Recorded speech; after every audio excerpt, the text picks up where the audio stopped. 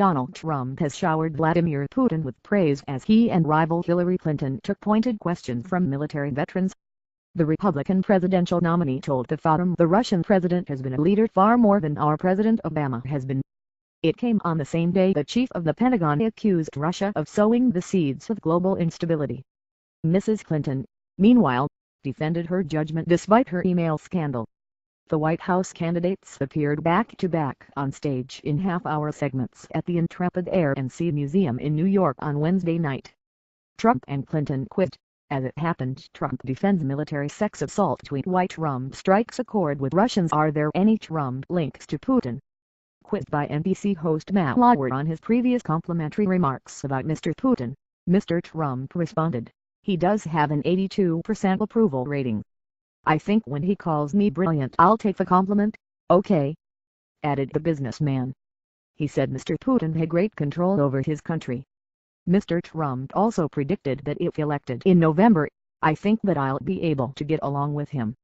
The property magnate recently drew sharp criticism when he urged Russia to dig up the emails that Mrs. Clinton deleted from her email server. An illuminating blather, U.S. media's initial response. Gabriel De Benedetti writes on the Politico website that neither candidate did much to advance their cause, with Hillary Clinton spending a third of the time fending off questions about her emails while Donald Trump struggled to explain his secret plan to defeat the Islamic State. Time agreed, citing plenty of unilluminating blather spewed by both candidates. It said, the most dispiriting thing was the grim view of the world the candidates gave Americans, with their relentless focus on fighting and terror. There was scant optimism. One focus was on the performance of NBC moderator Matt Lauer. The New York Times pronounced that the consensus afterwards was not kind. Mr. Lauer found himself besieged by critics of all political stripes, who accuse the anchor of unfairness, sloppiness and even sexism in his handling of the event. Lauer's main miss, it seemed, was not to press Donald Trump when he said he had not supported the war in Iraq. Vox was among those pointing to a 2002 Trump interview with radio host Howard Stern that contradicts this.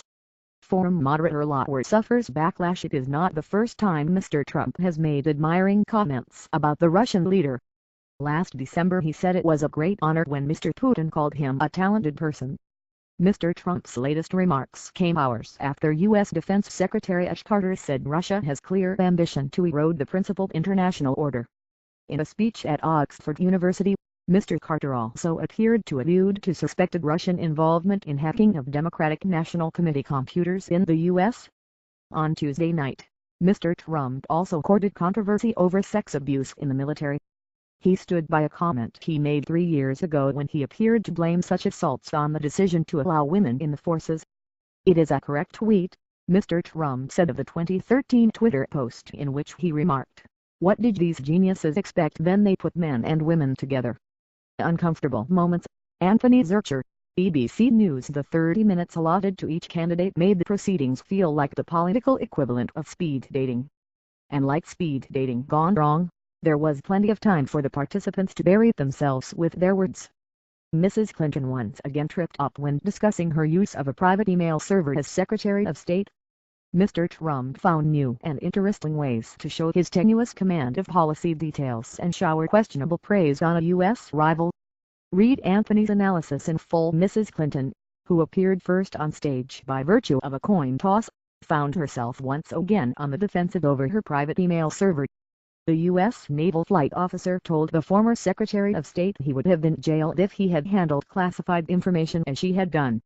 The Democratic nominee replied, "I did exactly what I should have done and I take it very seriously. Always have, always will." The former Secretary of State vowed to defeat the Islamic State group, though she emphasized, "We are not putting ground troops into Iraq ever again." Mrs. Clinton also said her 2002 Senate vote in favor of the Iraq War was a mistake. But she said it meant she was in the best possible position to ensure it never happened again. Mrs. Clinton also pointed out that Mr. Trump had once supported the invasion. However, in his comments Donald Trump said, "I was totally against the war in Iraq." NBC moderator Matt Lauer came in for intense criticism after the debate for not pressing Mr. Trump on the statement. Unusually for a U.S. presidential candidate, Mr. Trump made unflattering remarks about America's military leaders. He said the generals had been reduced to rubble during President Barack Obama's administration. Mr. Trump and Mrs. Clinton's forum offered a preview of the questions they will face in their 3 forthcoming presidential debates. The first will be at Hofstra University near New York on September 26.